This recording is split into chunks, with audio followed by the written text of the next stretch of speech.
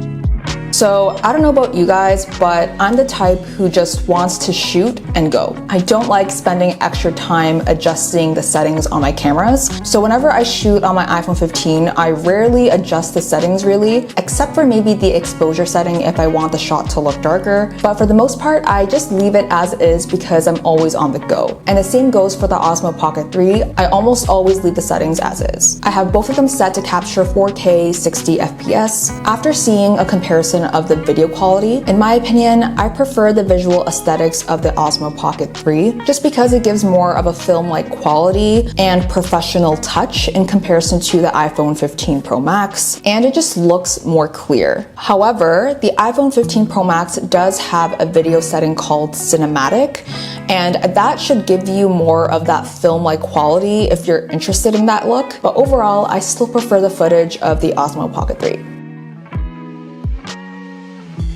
So let's look at how easy and intuitive it is to use each of these devices. Let's start with the iPhone 15. I think Apple's products in general are all very, very easy to use, and I think all Apple users can agree on this. Like, anyone can pick up the iPhone and instantly take pictures and videos without any trouble. So once I turn on my phone, I can instantly capture photos and videos with ease, and it just takes a few taps on the screen to do so. As mentioned earlier, I use the default settings and only adjust the exposure if needed, which is fairly easy to do by tapping on the screen once and sliding down. When I first started using the Osmo Pocket 3, it was also very easy to use. All I had to do was hold the power button, and then you simply press the power button again to record. And after playing around with it for just 5 minutes, it's super quick and intuitive, just like the iPhone. So in terms of ease of use, I'd say they're both very similar. For feature accessibility, the iPhone 15 has a ton of built-in effects already to really enhance your videos. You can instantly make your videos look more cinematic, and includes other features like slow-mo, time-lapse, portrait, and pano with just a quick swipe to the left or right. Meanwhile, the Osmo Pocket 3 has all these features too with just a quick swipe as well, so I'd say they're also both pretty equal on this.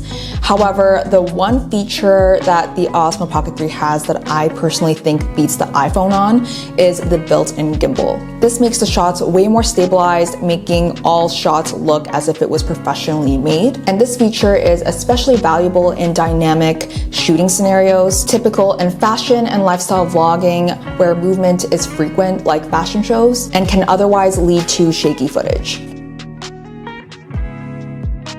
Now let's talk about portability. For on-the-go usability, the iPhone 15 is nice and light to carry around with, and is great overall for on-the-go shooting, especially everyday vlogging. But what I don't like about the iPhone is that if you want to include add-ons to enhance your content, like mics, tripods, etc., it starts to get bulky and it takes slightly longer to set up, especially in the scenario where you want to shoot things on the spot and very frequently. There have been many times where I looked up mini desk tripods for iPhones, especially before I even knew the Osmo Pocket 3 existed, and I didn't want to buy them just because I didn't think they were compact enough to bring on the go. And as for mics, I tried to use these Rode mics on the go with my iPhone, but I just didn't like how I had to hold the wire and the mic together. On the other hand, setting up the Osmo Pocket 3 is super quick, and I have absolutely no complaints. And the creator combo includes this mic, and it's super fast and easy to connect it with the Osmo Pocket 3. All you have to do is turn it on, clip it on your shirt, and you're pretty much good to go. I'd say it's marginally faster to capture shots on the spot with the DJI in comparison to the iPhone. For example, let's say I had my iPhone in one pocket and the Osmo Pocket 3 in the other. If I was walking around an event of some sort and suddenly saw something that I wanted to capture quick, it takes the Osmo Pocket 3 around 2 seconds to whip out, turn on, and shoot. Meanwhile, it takes more than like 5 seconds for the iPhone to capture it. It may not seem like a huge difference, but sometimes there are things that happen in real time that you obviously can't control, and it happens in a millisecond, so the timing can make a huge difference. And since I bought the creator combo, it came with this super handy mini tripod that ended up being so helpful for specific scenarios that I wanted to vlog, such as me eating, doing impromptu unboxing hauls, etc. For the iPhone, you can obviously buy a separate tripod for this, but in my opinion, most desk tripods for iPhones are bigger than the Osmo Pocket 3 tripod, and I just find the overall setup way more seamless and hassle-free. And in my opinion, this setup appears to be a lot more discreet than an iPhone in public settings. So if this matters to you, then this is a huge pro, and I will elaborate on this more later on in the video. The last part I want to discuss for this section is the travel-friendly features. So both devices are very travel-friendly since they are both very small. However, if you're often shooting outdoors, the Osmo Pocket 3 is sadly not waterproof. So if it suddenly starts raining hard while you're shooting, that's gonna suck. iPhone 15 Pro Max, on the other hand, is not necessarily waterproof, but it is a lot more water resistant. Just keep that in mind if you shoot a lot of content outdoors. In terms of battery life, I use my iPhone a lot throughout the day for messaging, taking phone calls, going on apps, etc. So when I start to shoot footage on my iPhone, the battery gets drained quicker than usual. I've been using this iPhone since September, October of 2023. I don't think it ever overheated, especially while shooting 4K content. On the other hand, the Osmo Pocket 3 does sadly overheat. It only does that if you shoot for really long periods of time. Overall, it does have a decent battery life, and I love that the Creator Combo comes with a portable battery charger. It's super easy to attach and detach. When I was recording footage in LA, I was using the Osmo Pocket 3 non-stop, and it would go from 100% battery to 50% battery in a matter of 3 to 4 hours of use. So I do think that the iPhone does outperform the Osmo Pocket 3 in this category.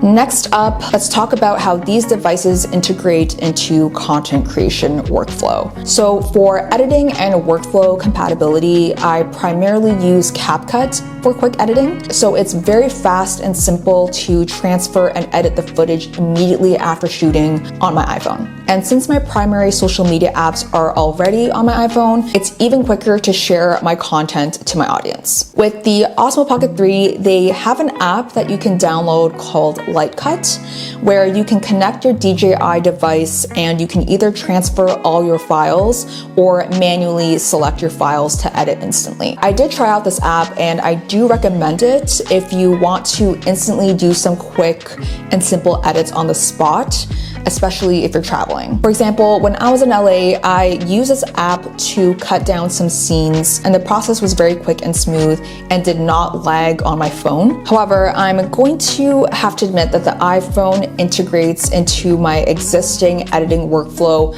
a lot better than the DJI, only because there are so many more editing features on CapCut than on Lightcut. To be fair though, I haven't used Lightcut for that long. So I could be wrong about this. There could be plenty of other features that I haven't explored yet, but at this point, I'm already so used to the streamlined workflow of my iPhone and CapCut, so there's no surprise that I would rather stick with this process.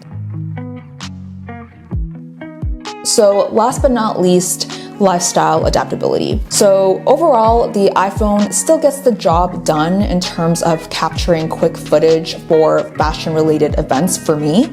However, I personally don't really like using the iPhone to capture sit-down segments or even scenarios where I want to capture some B-roll footage of me eating, for example, like if I'm doing a vlog review of a restaurant or something, because I find that the overall setup of the iPhone and tripod not quick and discreet enough for me.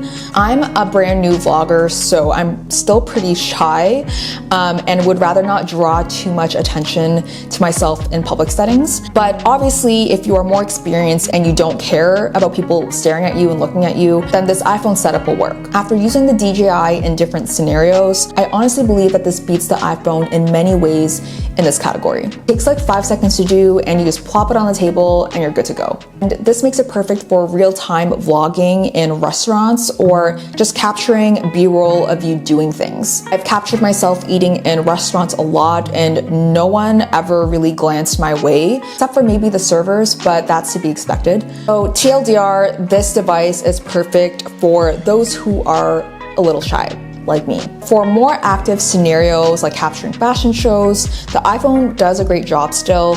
Only thing that I struggle with is the shakiness of my hands. So I almost always have to do some extra editing to stabilize the shot. So this is where I think the Osmo Pocket 3 outshines the iPhone on because of its steady built-in gimbal. It really makes a huge difference in reducing the shakiness. Almost done, I just want to quickly cover the photo taking capabilities of both devices. I still need more time to test out the photo taking of the Osmo Pocket 3. Here are some shots taken from my last trip and from other previous events. So far, it's not bad, but I think there's a lack of built-in effects and other features. I believe you can only change the aspect ratio and include a timer to take pictures, but that's about it. I also find it easier and more intuitive to adjust the angles while capturing shots with the iPhone in comparison to the Osmo Pocket 3. Because of this, I'll most likely stick with my iPhone for taking photos. So that wraps up our look at the DJI Osmo Pocket 3 and how it compares to the iPhone 15 Pro Max for lifestyle content creation. So I think it's pretty clear that I will be replacing my iPhone 15 with the Osmo Pocket 3 for everyday vlogging. I will still use my iPhone 15 Pro Max for photo taking because I don't think the Osmo Pocket 3 has many features for photo taking in comparison to the iPhone. So I hope this video has given you a better idea of how these devices can fit into your own creative workflow and lifestyle. If you have any questions or if there's more that you want to know about my experience with both devices, don't hesitate to drop a comment below. And if you found this video helpful, please give this video a like, subscribe for more, and tap the notification bell so you won't miss any more of my videos. Also, consider pressing the join button down below for early access to my videos, or if you just like to simply support me as a creator. Thank you for watching, and I'll see you in the next one.